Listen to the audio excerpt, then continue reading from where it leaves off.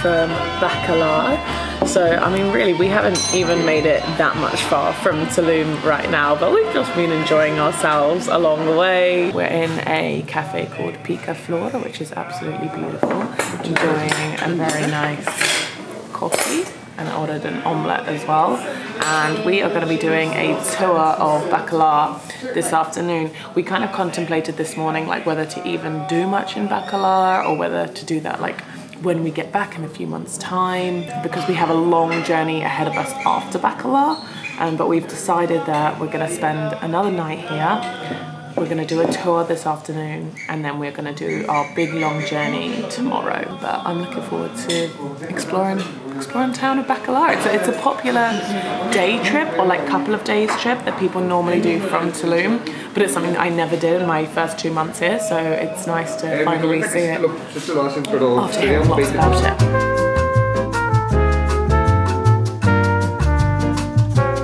They also have a beautiful garden here in Picaflor. It's so tranquil. I can't believe there's no one else here. Maybe Bacalar's just quiet in general at the moment. I don't know. It's really nice though. And the owners are really nice here as well. And the food is fantastic.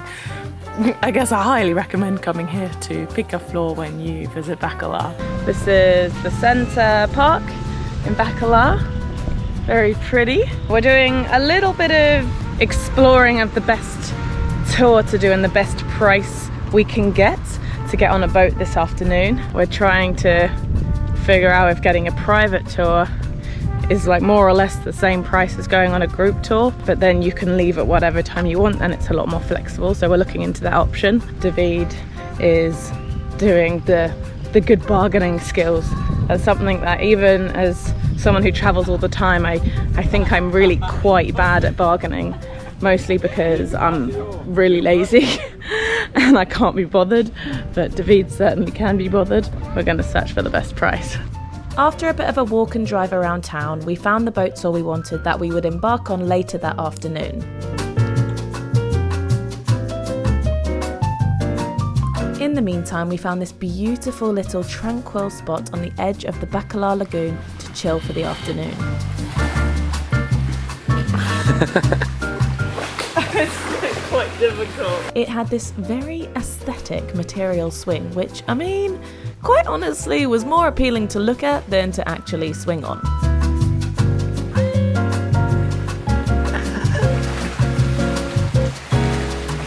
You look like Mowgli.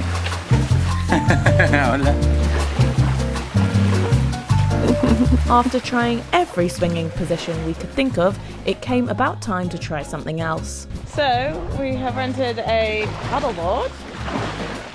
Very excited about this. It looks kind of choppy, you know, so I don't know how easy this is going to be, but we're definitely going to give it a go. Here she is. Ready? Lista? Okay.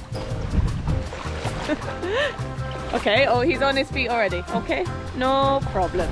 I think I'm gonna sit on my bottom actually. You can handle it. You can handle anything. Now, I've made the rookie error of not bringing my floaty handle with me. So let's hope that I don't drop this GoPro, because otherwise it's bye-bye to the GoPro.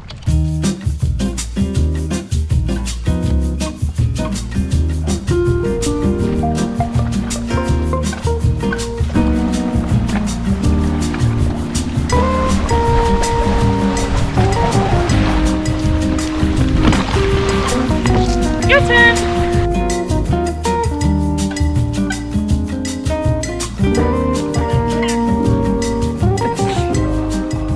Uh-oh. Gonna go into a boat at this rate. Careful!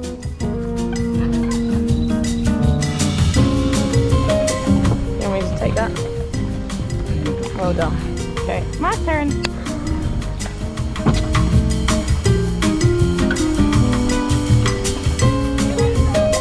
Bye.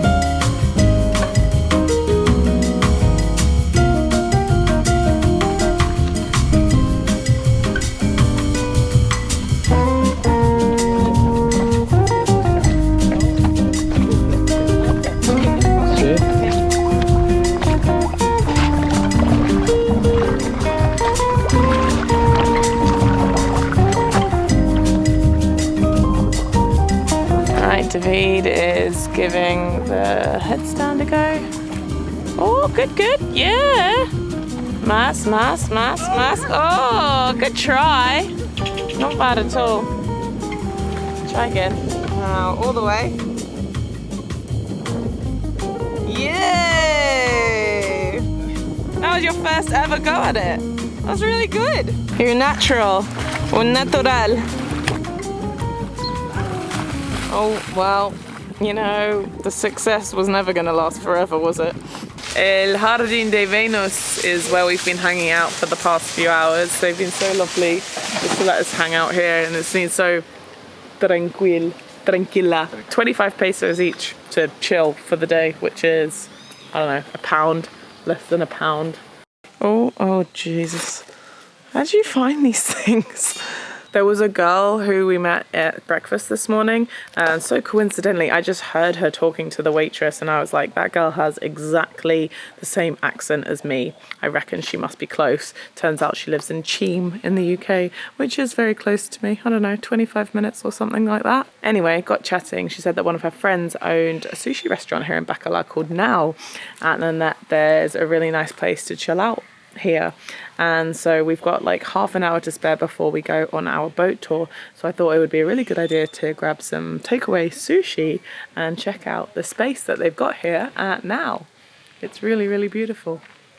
We are a little bit late as we were waiting for our sushi, but we're now on the boat. It's going to be an evening tour. I really hope that the sunset's nice. I think by the time that we finish this tour, the sun's going to go down. It's going to be dark outside. I hope we don't get too cold, to be honest. The water itself is actually not too cold at all, but outside, I think with the wind, it's going to get a little bit chilly. But we will be swimming. I don't know. Let's see how we go. Here we go. I don't know where I have to look here. You look here. I mean, that's just so you can see yourself, but you look here. Okay. This is the audience. Say hola. Hola. Yes, please. Thank you very much.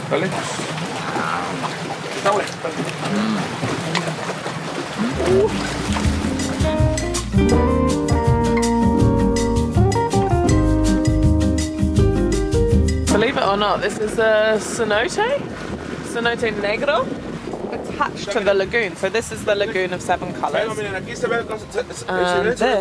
is a cenote. David filmed under the water while going into the cenote, and you can literally see where the waterbed just drops immediately.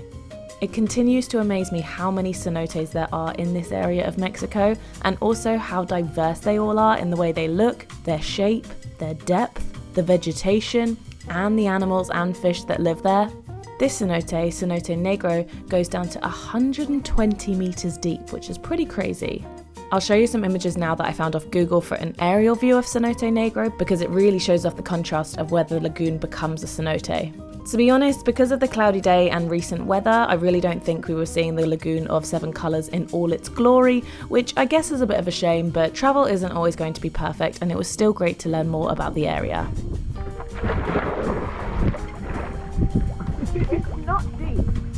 No. It's really shallow. Yes. I was not expecting that. Yeah, it's No, es muy profundo. Did you know? ¿Sabes? Sí. Me avisaste. No me dijiste. ¿Quieres tu snorkel? No necesito porque no, the visibility no está bien. I'm just peeing. Sí. Yeah.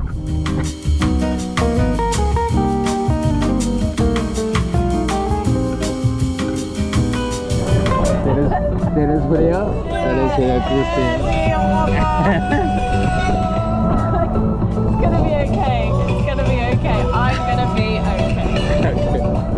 I was not okay. I was friggin' cold. When the boat tour ended, we went straight back to the hotel for a nice long hot shower.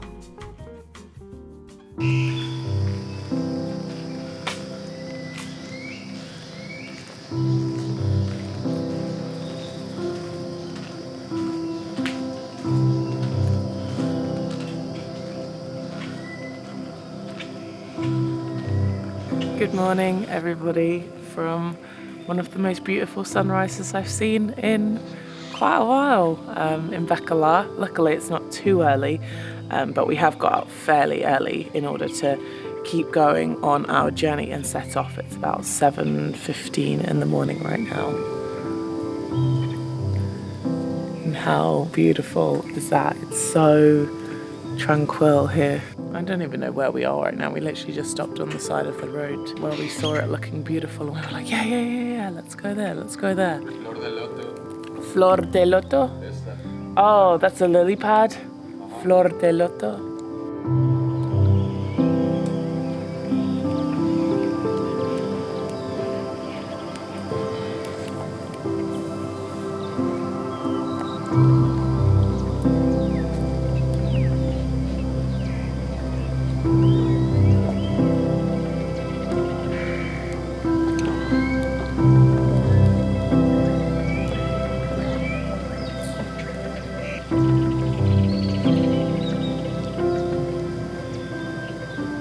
Can I do your windscreen? ¿Qué? Sí, ahorita.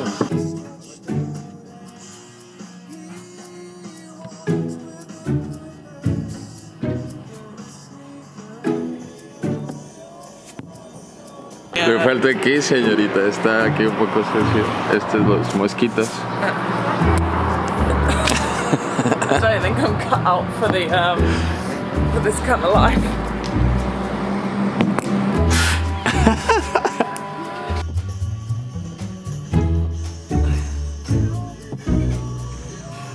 It's disgusting. Just missing teeth. Disgusting. Ahorita le damos su propina.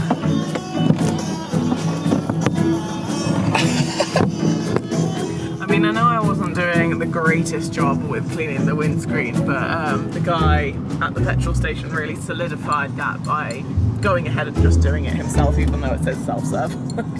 We picked up some snacks last night for the journey because it's literally just one big old long drive today. I've already had a yogurt, now I've got coffee, and then we've just got other snacks, bits and pieces. But I think we're going to be able to stop along the way, just like on tiny little towns, and get tacos and stuff, like if we need and want to. Yeah, Campeche! Woohoo! Soon after crossing the border into Campeche, we saw a sign for some famous Mayan ruins, which we couldn't resist making a quick detour in order to have a look. Ven a conocer una ciudad heredada de los mayas y encuentro con la naturaleza y el tiempo. Okay, vamos. There was a tiny road which took us 8 kilometers down into the jungle, seemingly not leading anywhere. But lo and behold, deep in the jungle, at the very end of this very long road, you reach Hormiguero, which means anthill in Yucatec Maya. The peak of its popularity was 600 to 800 AD. After that, it fell into a gradual decline before becoming completely abandoned about 800 years ago. Oh, and there's even more. They keep going. Keep going over there as well. I guess it's still quite early in the morning, but we are the only people here. Literally, it's like a ghost site. There is no tour guides, no entrance fee, no museum or anything like that for these ruins, and to be honest, that is what I really liked about it, because it really felt like you were exploring a real abandoned ruin as opposed to a capitalized tourist site like the most popular Mayan ruins in the Yucatan. ¿Estás perdida? Perdida? Sí. Are you lost? Nah, know exactly where we're going. The archaeological ruins.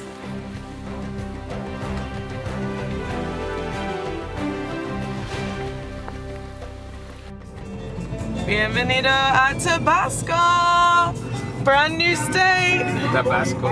Tabasco! Como la salsa. Come on, that salsa. Oh god, I am not looking forward to trying some Tabasco salsa. We headed to the capital of Tabasco, a city called Villahermosa. This wasn't actually on the initial itinerary, but as opposed to heading straight into the mountains, I needed a city to get a bit of work done and a bit of shopping ahead of the cold weather that was about to hit us.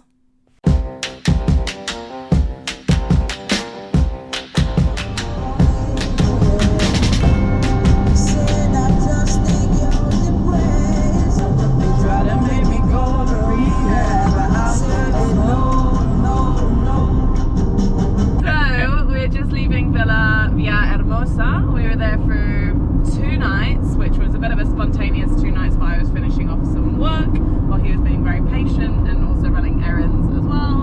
And yeah, now we're off to drive through Chiapas, but I think I'm going to end this vlog right now. So I really hope you guys enjoyed the video in Bacalar and driving through Campeche. And we will see you in the next video. Bye! Bye-bye.